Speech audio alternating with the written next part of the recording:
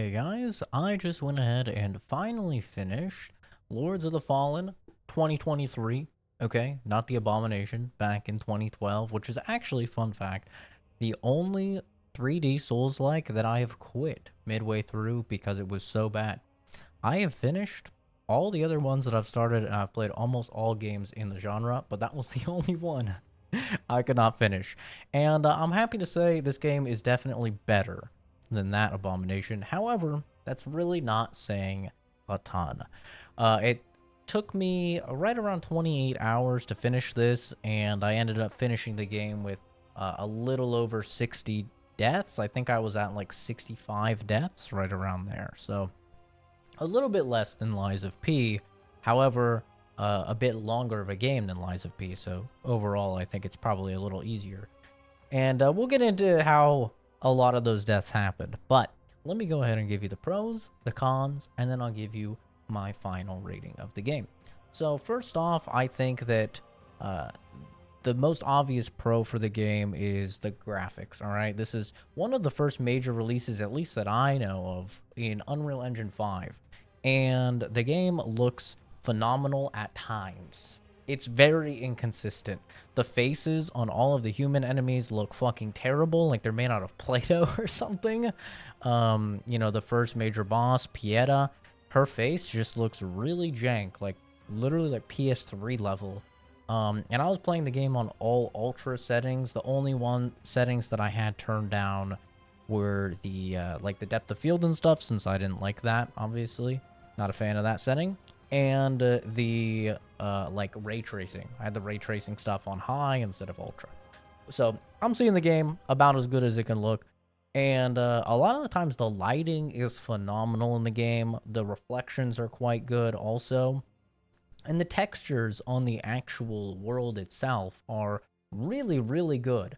But of course, it's Unreal Engine 5, so you would kind of expect that, right? However, like the faces and stuff can be wonky.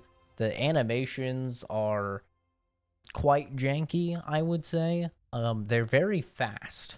Like everything in this game it feels unnaturally fast, and I'll get to that a bit in the cons. But overall, I do think that the visuals are definitely a plus. And I really like the world. I like the world. I like the lore. I like a lot of the characters, and I really like the design of the armor and the weapons. I mean, they have the fucking guts armor and Dragon Slayer, the Guts greatsword in the game. So they're kind of cheating a little bit there for me. Obviously, I love Berserk, so that was my go-to.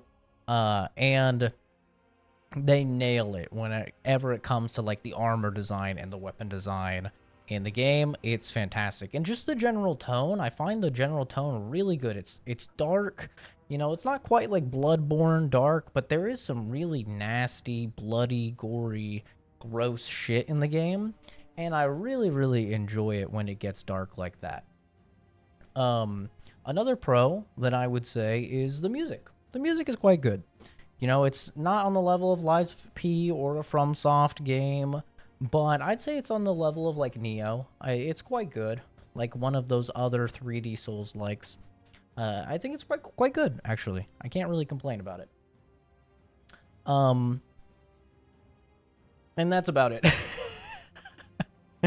That's about it. No, actually, there's some good quality of life stuff in the game. There are some good quality of life options. Like, for example, in the top right, when you have enough souls to level up, there's a little indicator. I think that's really nice. When you're talking to an NPC, if there's like an option that will progress their quest, it'll have a little icon next to it. That's quite nice. And I also like the fact that you can interweave in between two-handed combos and one-handed combos seamlessly in a combo. So that's actually really cool. So for example, with the great swords, they're called grand swords in the game. Two-handed has like these diagonal slashes, right? And then one-handed has these wide, sweeping horizontal slashes. So you can kind of interweave that. You can get in a couple like diagonal slices on one enemy, and then as you're getting closer to a group of enemies, you can press Y and you can transition into the horizontal ones, or you can transition into a stab, you know. And I really, really like that. It's a fluid system, and I think it's awesome. So there's definitely some good quality of life stuff.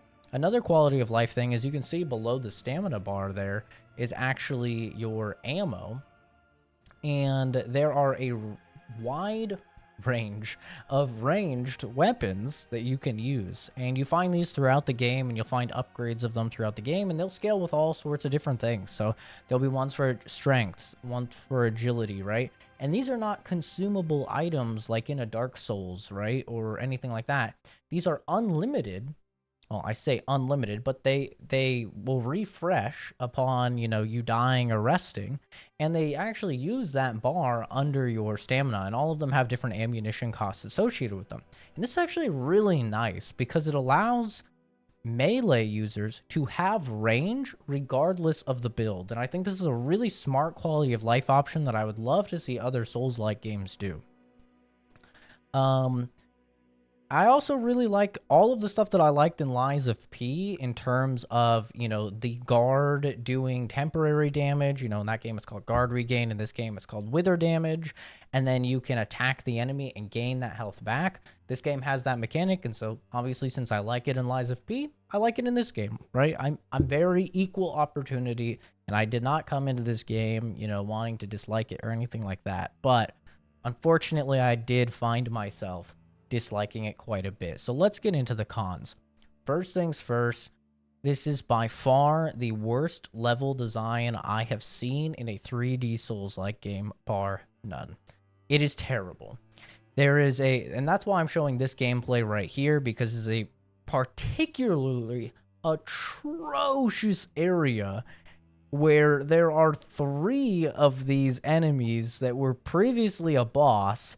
There's 3 of these enemies at once spamming AoE slams. You can only hit them in the back. You can't hit them in the front unless they open up the front. As you're in this Umbrell Realm, which I'll get to in a second, which is infinitely spawning enemies, it's terrible. This is actually this entire frost area and the entire fire area are some of the worst levels in video games I have ever played. I'm not like being dramatic here for views or anything like that. I genuinely mean that. I play a ton of fucking games, and these are just next level bad. Just atrocious. I have no idea what the fuck their QA team was doing when they were playing through this game, if they even had a QA team, but Jesus Christ, they were asleep at the fucking wheel, because these levels are awful. The enemy placement, terrible. The density of enemies, just abominations throughout. The level design here is so bad. And it's made worse because they have this mechanic called seedlings. And what this is instead of, you know, finding bonfires, right, like in a normal game, and those serve as your checkpoints, you'll essentially have one bonfire for the whole area. So you may say, okay, that's similar to Dark Souls 1 then, and then they probably utilize a shortcut-based system that leads back to that one bonfire for the area. And you'd be partially right. However, the number of shortcuts is very limited. And the reason for that is because they have this seedling system where you will, when you beat a boss, and sometimes it's rare loot, you will get an item called a seedling. And this will allow you to activate a temporary bonfire, essentially, in special designated areas of the map. And there's tons of these in every area. The problem? You do not get a lot of these seedlings, and they're quite expensive. So they have lowered the price since, and they are updating the game actively, so I'll give them that. Who knows? This atrocity may actually become decent at some point in time in the future, but I have played, you know, the bulk of my playtime just on the launch version with the day 1 patch. So, you know, I didn't really get too much time to play with all of these extra changes. Right, so most of what I'm saying is for like the day 1 version of the game, essentially. And these seedlings, you can buy them. However, they are quite expensive. They're 2,500 souls, and you do not get souls fast in this game. Whereas typically in a Souls-like game, you know, in the final area, you'd be killing enemies and getting thousands of souls for each enemy. In this game, you can go through an entire area at the very end of the game fighting the highest level enemies, and you'll come out with like 3,000 after clearing like 10 enemies. It's actually kind of crazy how few souls you get from killing stuff in this game. So you are basically sacrificing your power, right? Because all of those souls could be going to leveling up. You're sacrificing that power so that you can get extra little checkpoints because the game doesn't have a decent amount of checkpoints on its own. And I just think this whole seedling system sucks ass. I think there's tons of ways that you could do this better, right? And I really think it just comes down to, if it ain't broke, don't fucking fix it, man. Don't change it. There's nothing wrong with the Dark Souls 1 system where you have the one bonfire and several shortcuts heading back. There's nothing wrong even with the Dark Souls 2 system where you just have a shit ton of bonfires, right? The idea of having this temporary seedling and the fact that it's a consumable item that you have to, you know, then farm souls for and get, it just feels really fucking bad. And what else feels really bad? The umbral system. Now, when I played the tutorial, I like many others, you know, thought, oh, this is a pretty cool mechanic. It's something that is not unique to this game whatsoever, right? The idea of traversing to a separate timeline or realm in order to navigate the world is nothing new whatsoever. Off the top of my head, you know, I think of that amazing mission in Dishonored 2 where you're navigating the separate timelines in order to go through the level, or I think of even just in Starfield just had a level like that where you're navigating multiple realities. However, there's a reason all of these games do it for a level, because it's a gimmick. That is ultimately what it is. It is just a fucking gimmick, and it is supremely frustrating in this game to be consistently forced to use it throughout the entirety of the game. So essentially, in case you don't know, you can navigate into the Umbrell Realm, which is sort of like the realm of the dead, and that will, you know, for example, have a fire that's no longer going on. Like in the normal realm, there'll be a fire, you can't pass an area, however, you can traverse to the Umbrell Realm, and now the fire will be gone and you can traverse the area, right? And there's several different incarnations of that. There'll be, you know, a big gap, and then you can go to the Umbrell Realm and extend a bridge, right? Pretty basic shit, right? However, they have this terrible system in play where the longer you are in the Umbrell Realm, more and more and more fodder enemies essentially will spawn, and they will get harder and harder the longer you are in the Umbrell Realm. And to the point where if you're in it for long enough, well, you'll just see in the gameplay this very difficult red enemy will come after you that has just an absurd amount of stats. Even late game when I was hitting for 1,000 damage a hit, it was barely doing damage to that guy. So he has like an absurd amount of health, not too incredibly feasible for you to kill him. He will then hunt you down. But really, the annoying part here is just how fucking slow everything is. It takes several seconds to traverse into the Umbrell Realm, right? Enemies can be attacking you the whole time you're doing this, by the way.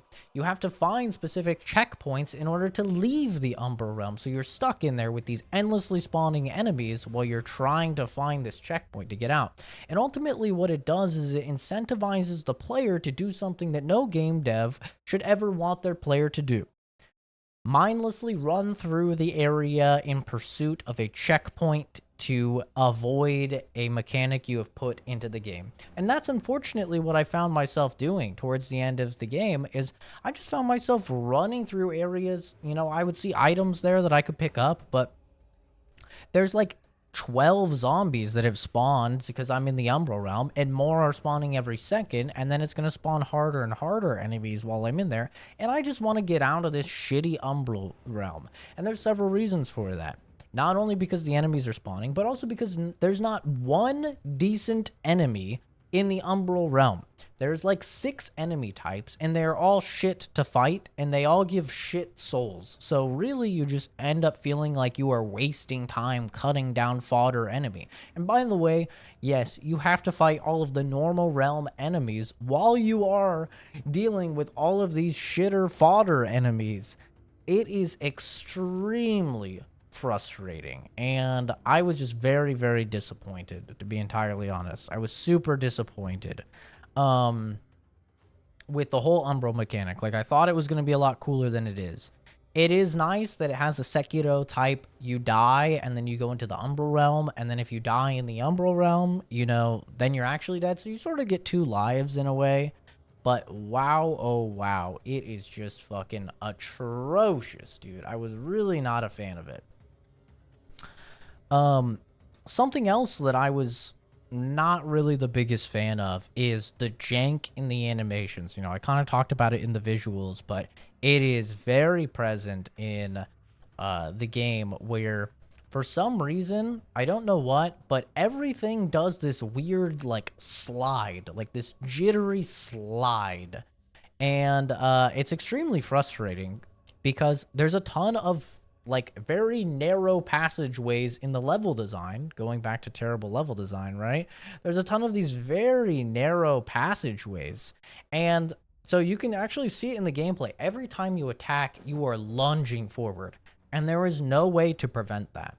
There's Even if you're pushing nowhere on your stick, you are lunging forward. And so when you're in all of these areas that are extremely narrow and you're over a cliff and you're trying to attack enemies, you're just flying forward attacking them. There's no way to avoid that.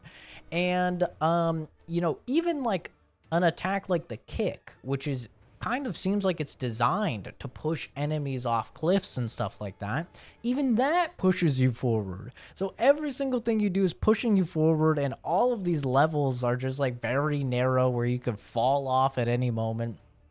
And literally probably like 15 of my deaths were me falling off fucking ledges or getting pushed off ledges because, you know, you attack an enemy and they're next to a ledge and you just fly off the ledge because of the crazy like jank forward animation.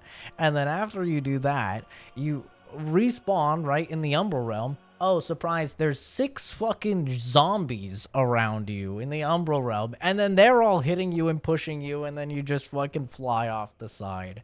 It is so frustrating, dude. And that's really how I can describe this game.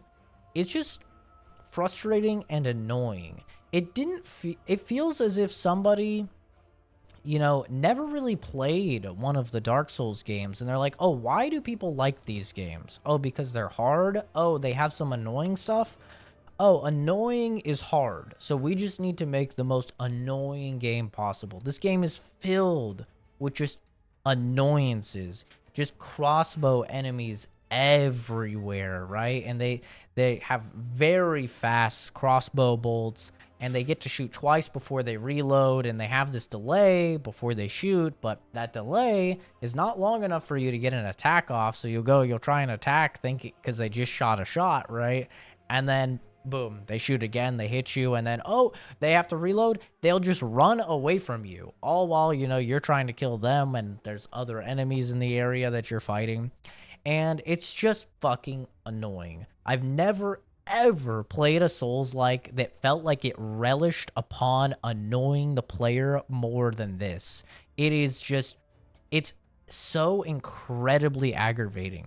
Listen, I'm a 27-year-old man, all right? I work full-time, and I'm a full-time student. If there's one thing I do not want, it's a game that I have purchased with my own money, that I am playing in my own limited free time, to not respect my time and to just slap me in the fucking face repeatedly with annoyance after annoyance after annoyance. It is just so insulting. And this game relishes upon insulting the player, man. There's like so many things I could whine about and nitpick, and sorry if you hear barking in the background. They're fucking triggering my dog, but and he's going crazy. But um There's so many things I can complain about with this game, but ultimately, what I can say is if I was to ever like recommend a Souls-like, there is nothing that this game does in the Souls-like genre that other games do not do significantly better in the Souls-like genre. This game does nothing better than its competition. And if a game does nothing better than its competition, then why the fuck would I ever recommend it to somebody that's looking for a game to play? Literally, the only reason to play this game at all is if you are a huge Souls-like fan and you've played every other game in the entire genre. Because I truly believe that this is one of the worst 3D Souls-like that's ever been released. Like I said, it is better than the 2012 one, but that's not saying a lot. I mean, the 2012 one is like a 2 out of 10 to me. It's fucking terrible. This game is a little bit better. And that's it. And by the way, I haven't even gotten into the fact that the reused enemies, they just reuse enemy after enemy after enemy in this game. Oh, you fight him as a boss? Well, guess what? He's just a normal enemy now. You're going to fight 3 of them at the same time, and you're going to have 2 crossbow guys shooting you, and you're going to have a fire mage throwing fireballs and spawning fireballs. And yes, that was also a boss previously. It reminds me of Evil West. If you guys have ever played that game, in my review of Evil West, I said it feels like they just got to the end of their rope. They did not want to develop any more enemies. And so for the last 10 hours of the game, I'm just fighting shit that I've already fought before over again, just with more of them. And it's just not good, man. They're reusing the enemies. The boss fights aren't even good. I'm going to be real. There's 2 boss fights that I thought were actually decent. That's the first one, which is Pieta, and then the one that's been in all the trailers, which I don't even remember his name, but in the Tower of Penitence, you know, and he's in all of the trailers. Like, those are the only 2 bosses I thought were decent. The final fucking boss just builds up to be this cool demon lord, and it's just a bunch of fucking minions that shit lava on the ground. It sucks, okay? It sucks. This game is not good, bro. It's not even, like, hard or anything. And the fact that there are human beings out there that are giving this a 9 out of 10 or a 10 out of 10, or that even have the audacity to utter the words that this is in some way, somehow better than Lies of P, is preposterous. And if you've ever wanted an argument for why not everybody should be able to vote, then that is the most compelling argument out there. It is actually insane that there are human beings that can play through this game with the shitty level design, the awful fucking density, the reused enemies on enemies on enemies, the mediocre boss fights, the jank animations, right? People can actually play through this and they can say, yeah, this is a 9 out of 10 game. You're out of your mind. So what do I rate the game? What do I think it is? For me, I think if I'm comparing this to all video games, right, just as a video game, I think it's a 5 out of 10. I think it's average. There's nothing fucking special about this game, right? They have some good quality of life things, but really the best thing about it is like the world and the design of the armor and the weapons. And I say that just because they have the fucking berserk armor and weapons, you know, so obviously I'm gonna like that shit. But if I'm comparing this to Souls-likes, which I think most people will, because most people that are going to be interested in this game are going to be interested in that genre, and that's why they're going to play this game. Compared to Souls-likes, this is one of the worst in the entire genre, and I think it is a 3 out of 10. So for me, a 5 is average, 4 is below average, 3 is bad. Okay? 2 is terrible, and 1 is like a train wreck that's impossible to play. You know, even Redfall I gave a fucking 2 because as broken as that game was, at least it did run and it didn't install a bunch of Trojans on my PC or something like that, right? So that's a 1. Okay, 2 is Redfall level. I don't think this is Redfall level. I would say the first Lords of the Fallen is definitely Redfall level. I think this is a 3 out of 10. I think it's fucking bad, and if I just could never ever recommend this game to somebody. I would rather play Dark Souls 2 20 times over before I touch this game again. It is not good.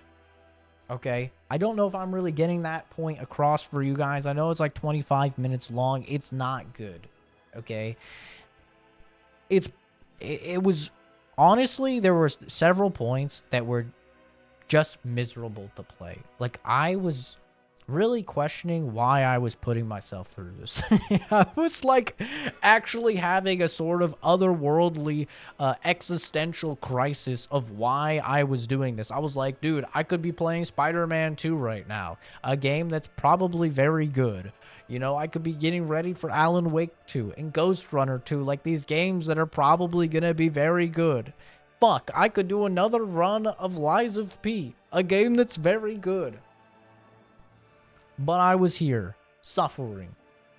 So hopefully you guys don't have to, because I do not recommend this game at all. Listen, one thing I will say before I end the video, they have already had like 8 patches of the game. Like, they're patching the game a lot and they're listening to criticism a lot.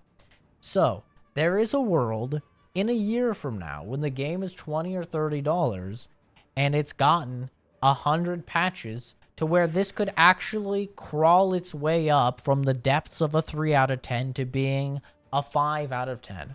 But this game, even if they fix the jank animations, they're not going to fix the level design. They're not going to fix the bosses. They're not going to fix the, they fixed a lot of the enemy density. I'll give them that. But they haven't fixed the actual reusing of enemies, right? So all of these things are still not going to be changed, even a year from now after all of these patches. So how I see it is the best this game will ever be if they fix all of the things that they can feasibly fix while it remains the same game. The best it could ever hope to achieve is a 5 out of 10. And that is me being very gracious and assuming that they actually managed to fix a lot of these things that are likely not going to be fixed, right? And I didn't even talk about performance, which, we all know is fucking shit on a 3080 Ti. Even when I was running low settings, there were several drops down to like 40 FPS, so I just said, fuck it, I'm just gonna run Ultra. Who cares? If it's gonna run like shit, I'll at least have it look decent. But anyway, that's gonna do it for me. Thanks for watching. Have a fantastic rest of your day, and I'll see all of you in the next video or stream reading. Bye-bye.